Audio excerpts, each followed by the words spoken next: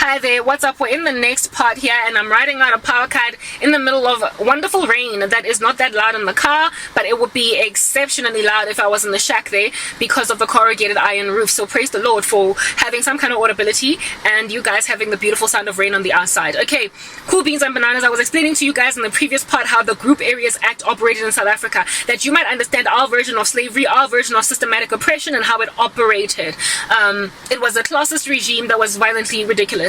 Indian people, colored people, and black people fought, do you understand, to get out of that? Because I mean, even if you are more favored than the guy at the bottom, you don't want to be seen as a substandard human being in comparison to another racial group. So Indian people were very prolific in fighting against Apartheid, the colored people, black people. We all stood together to conquer this regime, and now together we're one big fat clump of happy South Africans that are no longer subjugated to the tyranny of that satanic regime. However, I must consistently explain to you guys that colored neighborhoods are still to this day far better in the infrastructure and in the general operation than black neighborhoods, and they've got less crime than black neighborhoods.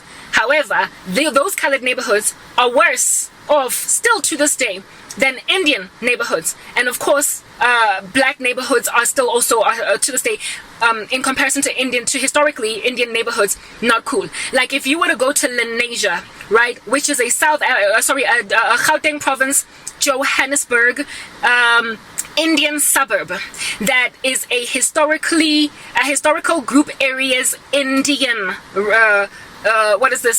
region, like Indian people only.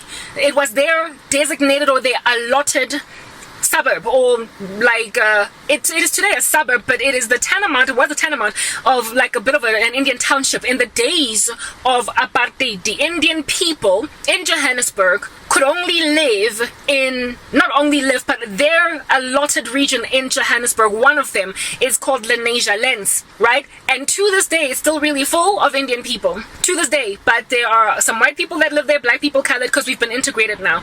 And it is also a neighborhood that is easier to live in by all the groups that were underneath them, colored and black, because it was better catered to infrastructurally. It had better roads, it had better schools, it had better education, it also had better homes. Like Lenasia is today known as one of the wealthiest neighborhoods. Portions of it look like Santon, for crying out loud. The American tenement of that would be like, I don't know, somewhere in Los Angeles where the celebrities live, right? I gotta continue to use American examples because that's what the world comprehends and understands. So if you live in a different country from my country, using an American example or an analogy will help you understand, because who doesn't know what's going on in the US, you know what I mean? Yeah, so a wealthy celebrity burb in the United States, that's what it is. That sometimes portions of Lenasia look like. If you drive to Lenasia, you will be gobsmacked at the houses. Like, they are huge, some of them.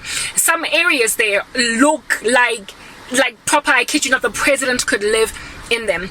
They were given that boost by the apartheid regime. Yes, in the days of the apartheid regime, they did have financial struggles, but not nearly as badly as black people. Plus, Indian people in this country have always been very entrepreneurial minded, so they were able to run some pretty successful businesses that helped them be strong financially in the apartheid regime, despite the government having a field day with them too, right? So you would therefore, given that they were so much better catered to, struggle to find too many challenges with infrastructure in Lenasia, like electrical infrastructure, like water or irrigation infrastructure. You would struggle to have a challenge with that.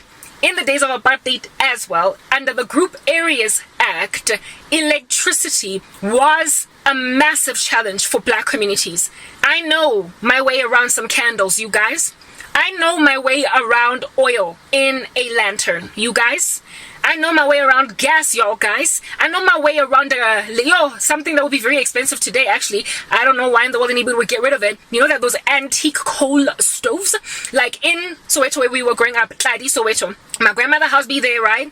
My late grandmother. Her house be there, and every Wednesday or something, like some day of the week, there would be these ashy, gangster, charcoal-looking okies sitting on indeed just that, charcoal, do you understand? Saying at the top of their voices in a truck, do you understand? Malahle, Malahle. Essentially what that is Kool,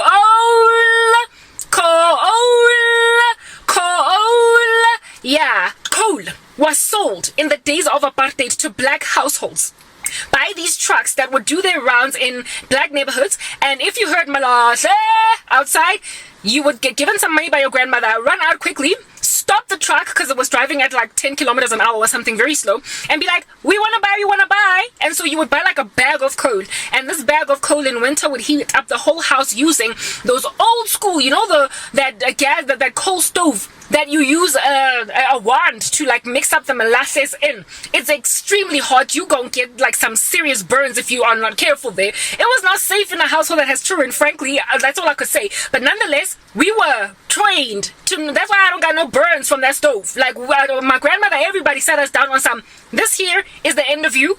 If you like play with it, don't play with the coast, don't do it, you know. So that antique, my uncle, he uprooted it when, you know, we got all gentrified, we got electricity, and so now he's got like a proper electricity stove. Shame, sorry for him. I bet today, because he inherited my grandmother's house, I bet he wishes that he had not gotten rid of that coal stove, because now he freaking needs it because there's no electricity in the country. However, before that stove was uprooted, they should have also kept it, because the market value for it on the antique, like what do they call this, auction market, is exorbitant. Like it is literally a money maker. I bet he could have gotten a good 100,000 from selling that thing on the on auction in the like antiques like market. But you know, you never know when things get out fashioned type thing. When people are progressing over to take more technological advanced options, they don't know just what value something will have one day. So yeah, keep all your old stuff, yo. Like keep all your old stuff. Like just keep it. You don't know what it might be worth one day. Anyway, whatever. So that coal stove warmed up our houses throughout winter. My grandmother's house in Soweto, that was built by my grandfather, has a fireplace. If you as a black household did not have a fireplace, you can forget about getting warm, because there was literally no electricity in the earlier parts. No electricity. The electrical infrastructure, the wiring that was ultimately installed in my grandmother's house came later on, because only then did the white supremacist government decide that let us roll out electricity to the black neighborhoods. I lived in a time when we did not have television, we did not have like candles. I know my way around them. And like we grew up lighting up the environment, and the kids are very innovative, especially in townships, so they don't miss like no Dragon Ball Z, Pokemon television, scrolling through some random like death by that stuff on TV. It was only when we were perhaps 11, 12 that we started to become junkies of cartoons, because that's when electricity existed. But back when we were like 4, 5, we were taught our way around flammable substances that we might not burn, that we might not get some pretty bad, like, you know, problems all up in the household. Not only burn, but also burn the house. We were trained how to use them to make like porridge in the mornings. That coal stove had to be used all day, guys. Like they would light it up in the evening. In the morning it would still be kind of hot enough to make what is this, what do you call this thing, enough to make porridge on the stove. And how it is that you would continue to make sure that it keeps on burning if you want it all day long, thanks to it being really cold in winter, is to just continue to put coals in there, and also wood. But coal, when you initially put it in there, smokes quite ridiculously, so chimneys were like a whole thing. Like people don't have like people consider things like chimneys and fireplaces a luxury today, a decorative, ornamental, nice little cute feature in a mansion, but they were a means of survival. Those like fireplaces and those gas stoves, they were a means of survival in the days of apartheid, and in the absence of getting an installer that would cater to the grand concern of carbon monoxide poisoning, if you did not get somebody that knew their way around installing chimneys and those like coal stoves, you could get an entire family in Soweto dying from toxins that, you know, literally passing away overnight because of the winter cold that caused you to light up your house using those coals, and carbon monoxide escaped inside the house, therefore causing fatalities. So literally I survived the apartheid regime. Like black people had to be taught how to install heating up their houses in a way that's not going to kill them by O3, carbon monoxide. Like that is what it is that the historically grouped black areas acts used to have to sort of kind of do to get through the day. So all these people that be crying like little babies in Europe because Vladimir Putin done taken away their gas, how about you go to Apartheid South Africa and black townships and see how to live out through that like violent stormy winter in your regions, and like learn a few things from how people survived back in the day. Let's move to the next part so we can continue to explain.